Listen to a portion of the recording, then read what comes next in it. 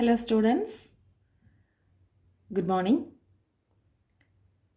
Physics fifth unit is going on. That is motion of system of particles and rigid bodies. So, in this unit, you have seen about rigid body, center of mass. What do you mean by rigid body? Yeah, it should have a definite and fixed shape, even when an external force is acting on it. Isn't it? So a rigid body is defined as the one which maintains its definite and fixed shape even when an external force acts on it. Next, center of mass you have seen. What do you mean by that? Center of mass of a body is defined as the point where the entire mass of the body appears to be concentrated. Isn't it? What is center of mass or defined center of mass? The center of mass of a body is defined as the point where the entire mass of the body appears to be concentrated.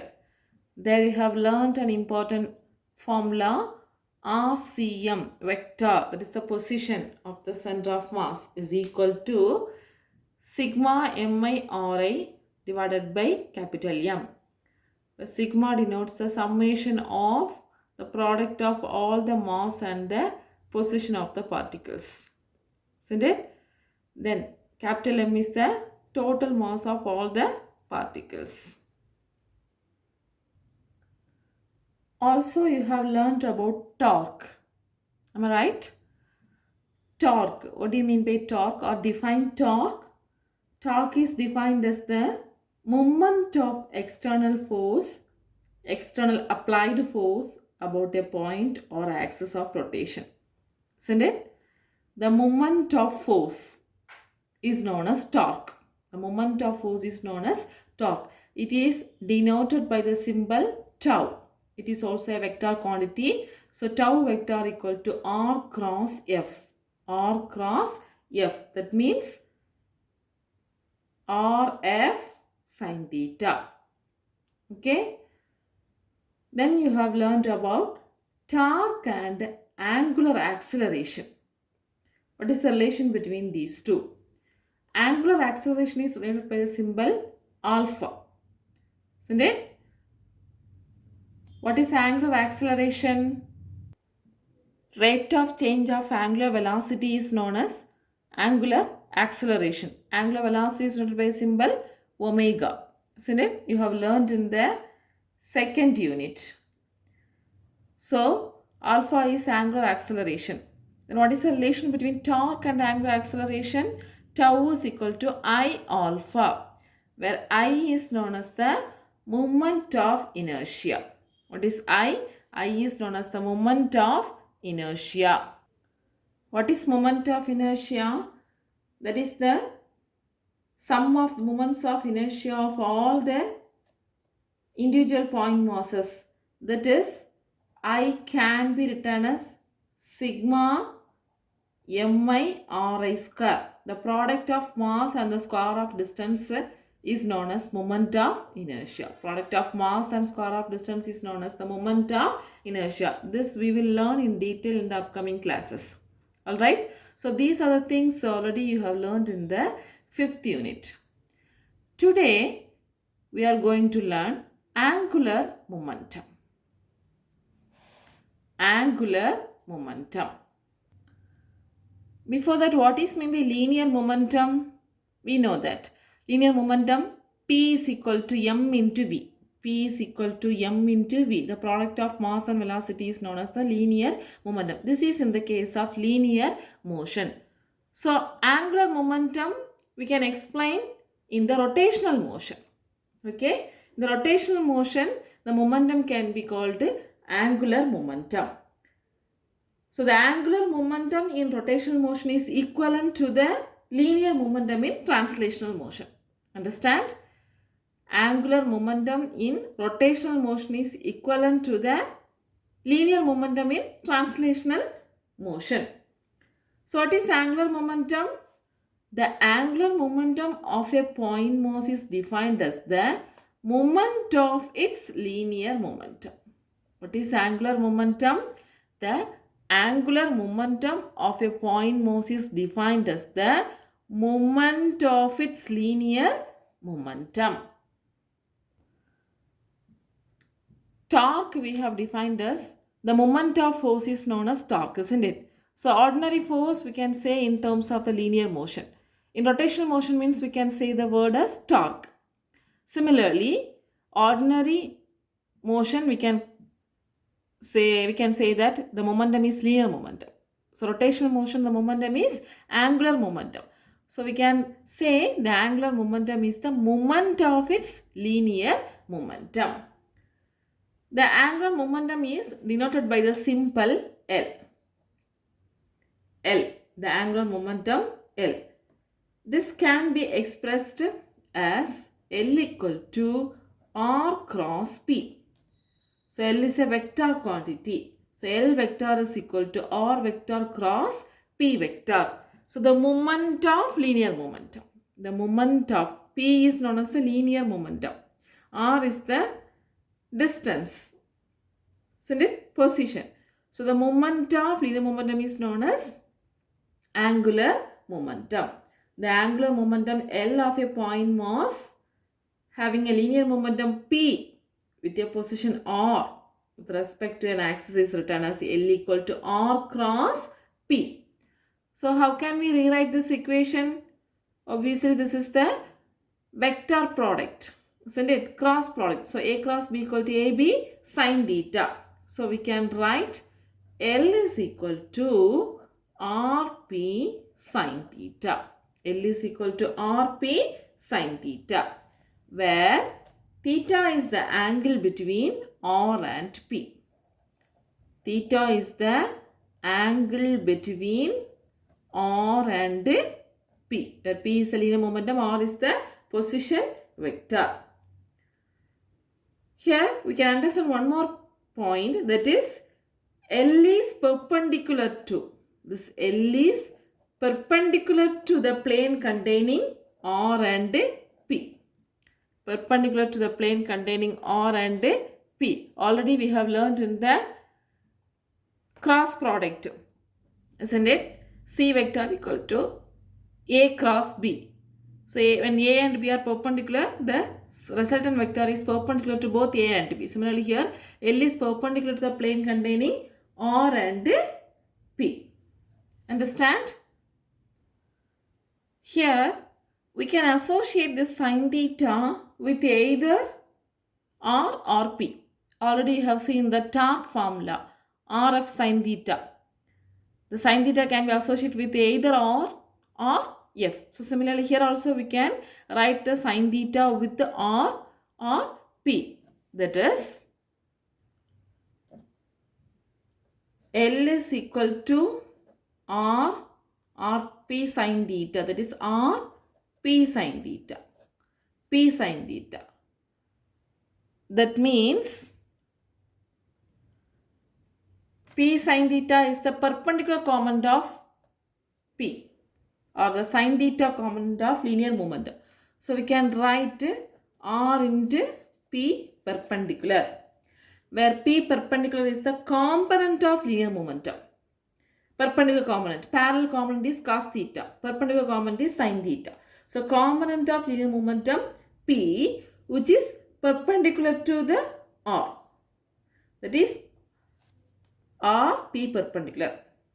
Otherwise, L is equal to R sine theta into P. Sine theta can be written as associated with this R also. So R sine theta into P. That is R perpendicular into P. R perpendicular into P. So what does it mean? Here R perpendicular is the component of the position. Component of the position R, which is perpendicular to P. Understand? Here the angular momentum L can be 0 if the linear momentum P is 0, or if the particle is at the origin are equal to 0. In these two cases, the angular momentum is equal to 0. If P equal to 0, that is Rp sine theta. So 0 multiplied with the anything, answer is 0. So L is equal to 0. Or else, if the particle is located at the origin means the position is 0. So if R equal to 0, the angular momentum is also equal to 0. Then, if R and P are parallel or anti-parallel, if R and P are parallel or anti-parallel, parallel or anti-parallel, what does it mean? Theta is either 0 degree or 180 degree. Theta is either 0 degree or 180 degree. So what is sine 0? Sine 0 equal to 0. Sine 180 also 0. So obviously L equal to 0. So these are the cases the angular momentum will be equal to 0. If P equal to 0, L is equal to 0. If R equal to 0, that is at the origin, L is equal to 0. If R and P are parallel or anti-parallel to each other, that means theta equal to 0 degree or 180 degree, then also L is equal to 0. Okay. So this is about angular momentum. Angular momentum means moment of linear momentum. It can be noted by the symbol L. L equal to R cross P or RP sine theta. Here in your book, one more point is added. That is, the angular momentum is a quantity that is associated only with rotational motion. That is the misconception. The angular momentum is also associated with the linear motion. Okay, this you have to note it. The angular momentum is not only associated with the rotational motion, but also associated with the linear motion. Let's see the next topic. Angular momentum and angular velocity. Angular momentum and angular velocity. Actually, we are going to find the relationship between these two. Angular momentum is L, angular velocity is omega. We are going to find the relationship between these two. Okay. Here, consider a rigid body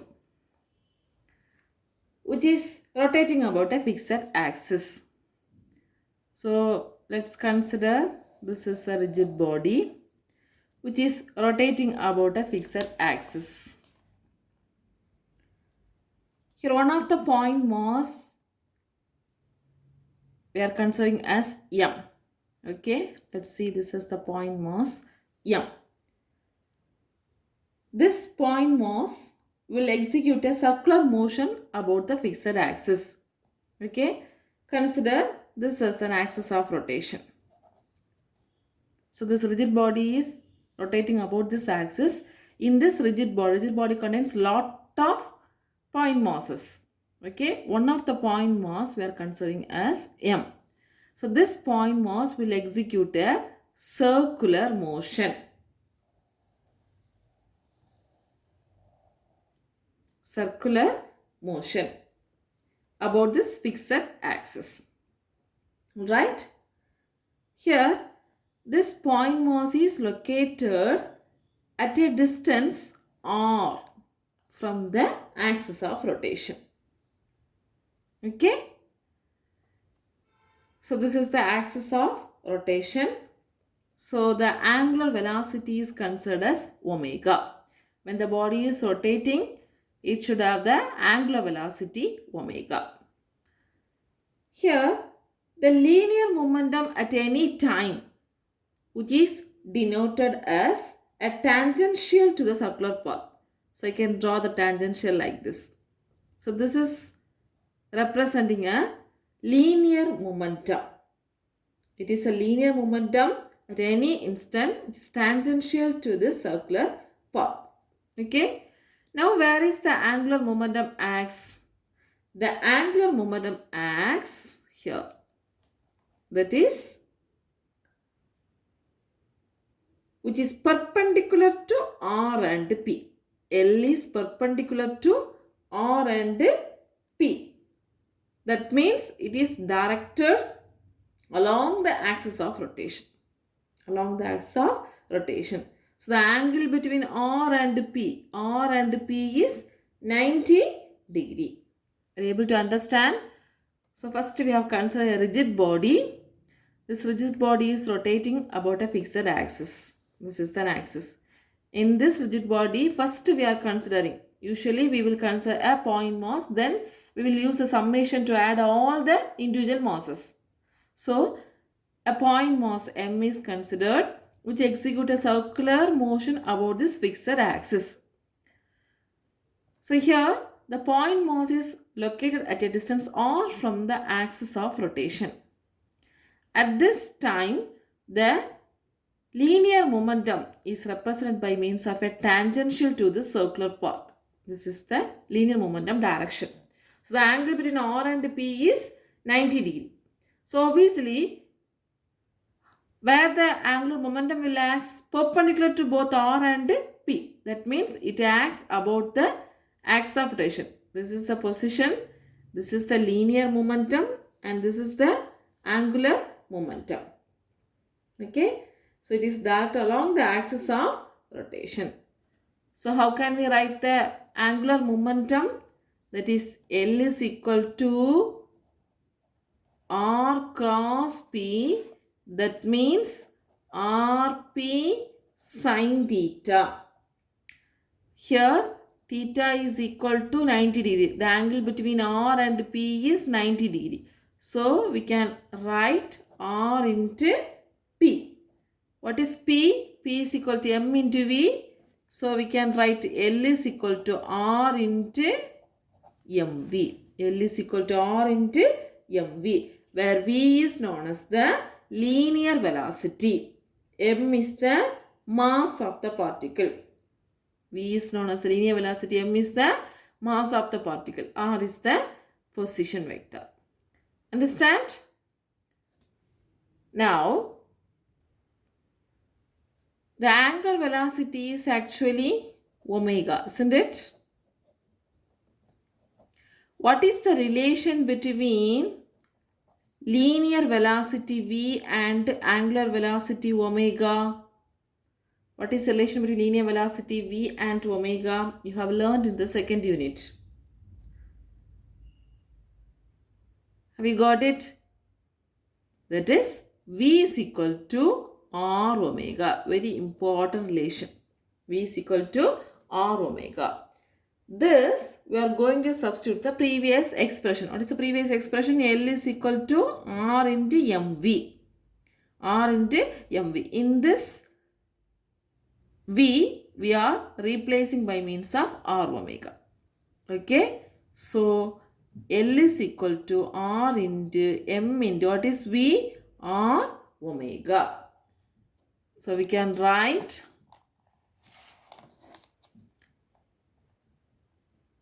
R square, isn't it? R square M into omega. Or else we can write L is equal to M R square omega. L is equal to M R square into omega. Understand? Consider this as equation number 2. First equation is L equal to RMV. When you are writing in a vector notation, L vector is equal to M R square into omega vector. Here what is M R square? Already we have discussed this term. That is the moment of inertia. Moment of inertia of a point mass. Moment of inertia. It is noted by symbol I of a point mass. That is equal to the product of mass and square of the distance. I equal to M R square. Am I right? First we have considered only the point mass. So a rigid body is made up of many such point masses, isn't it? So moment of inertia of a rigid body is the sum of moment of inertia of all the individual masses.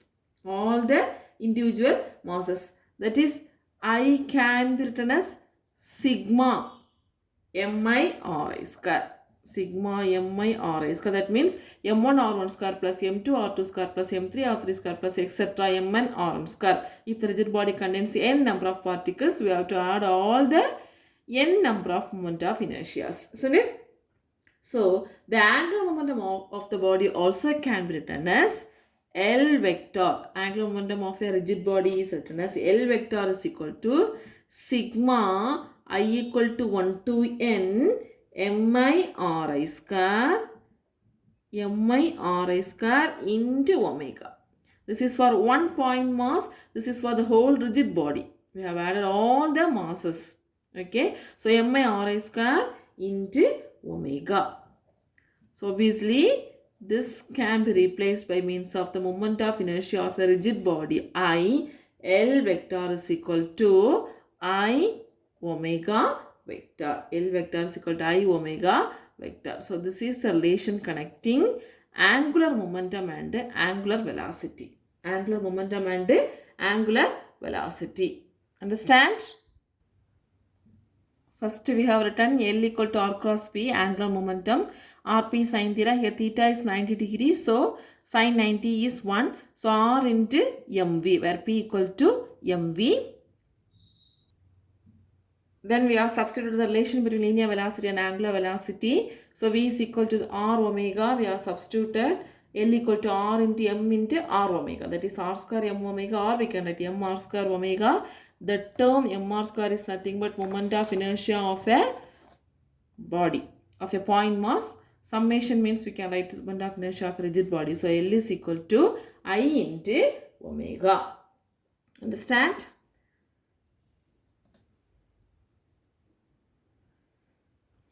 The next topic is torque and angular momentum. That is, we are going to find out the relationship between tau and L. Tau and L. Okay? Let's see. So the angular momentum of a rigid body, we got it in the previous expression as L is equal to I omega, where L is known as the angular momentum, I is known as the moment of inertia, and omega is known as the angular velocity. Omega is known as the angular velocity. And what is the expression for torque? Torque on a rigid body, tau is equal to I into alpha. Isn't it? Where alpha is known as the angular acceleration. Angular acceleration. L equal to I omega, tau is equal to I alpha.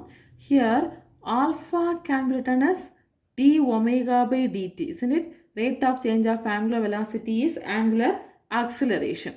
So, tau can be rewritten as I into d omega by dt. I into d omega by dt, where omega is the angular velocity. Isn't it? So now this again can be rewritten as, that is, tau is equal to d by dt of I omega. Tau is equal to d by dt of I omega. So again, tau is equal to d by dt of, what is I omega? I omega is L. So we can write tau is equal to d into L by dt. D into L by dt. That is, tau is equal to dl by dt. So this is the expression connecting torque and angular momentum. Torque and angular momentum. So what does this expression says? That is, when the external torque is acting on a body, there is an external torque is acting on a body about an axis, produces the rate of change of angular momentum. Tau is equal to dl by dt. Torque is equal to rate of change of angular momentum. So when the external torque acts on a body, produces the rate of change of angular momentum. So this is in similar with Newton's law. What is Newton's second law? That is F is equal to dp by dt. dp by dt. The force is equal to rate of change of linear momentum. Isn't it? Force is equal to rate of change of linear momentum. This is in the case of translational motion. Translational motion, and this is in the case of rotational motion. Rotational motion. Understand? Tau is equal to dl by dt. It is similar in the case of F is equal to dp by dt in translational motion. Clear? Yes. From this, we can learn the conservation of angular momentum. Conservation of angular momentum.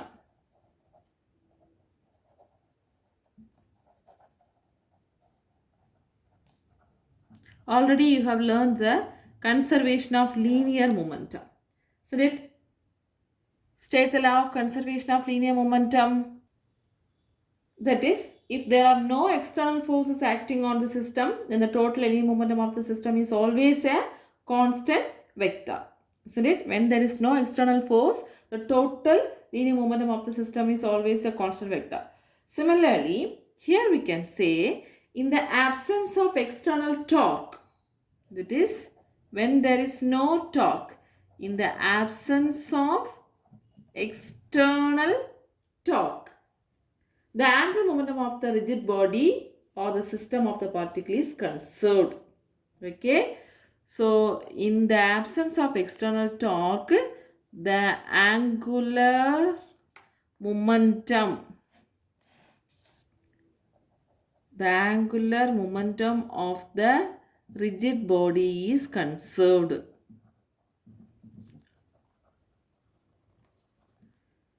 That means if tau is equal to 0, then we can write tau is equal to dl by dt. Tau is equal to dl by dt. If tau is equal to 0, then dl by dt is equal to 0. So when the differentiation of any quantity is equal to 0, that quantity becomes constant.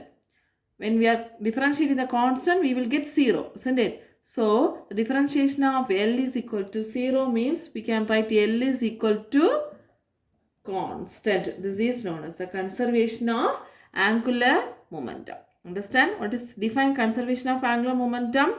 In the absence of external torque, when tau is equal to 0, the angular momentum of the rigid body remains conserved. The angular momentum of the rigid body of the or system of the particle is conserved. This is known as the law of conservation of angular momentum. Understand? So today you have seen about angular momentum, then relation between angular momentum and angular velocity, relation between torque and angular momentum, also conservation of angular momentum. So these all are very important relations. Okay. So in this chapter you have learned so many relations. Just I am recalling that. First you have learned about the center of mass, RCM, isn't it? That is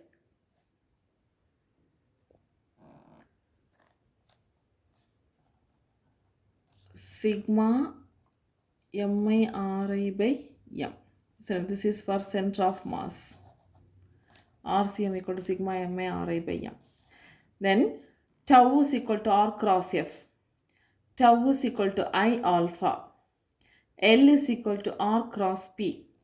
L is equal to MVR. L is equal to I omega. Tau is equal to dl by dt. I is equal to mr square. So these are the relations you have learnt, where tau is the torque, r is the position vector, f is the force, the moment of force is torque. Here I is the moment of inertia, alpha is the angular acceleration.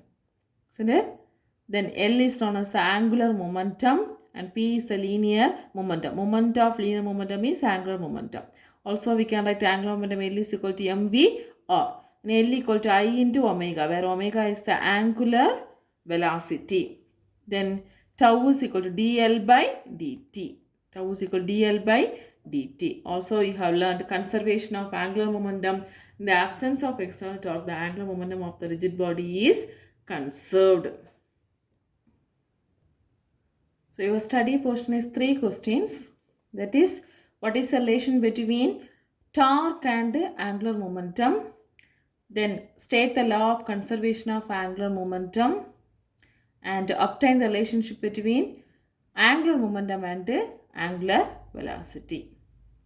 I hope you have understood today's class. Let's meet in the next class. Thank you, students.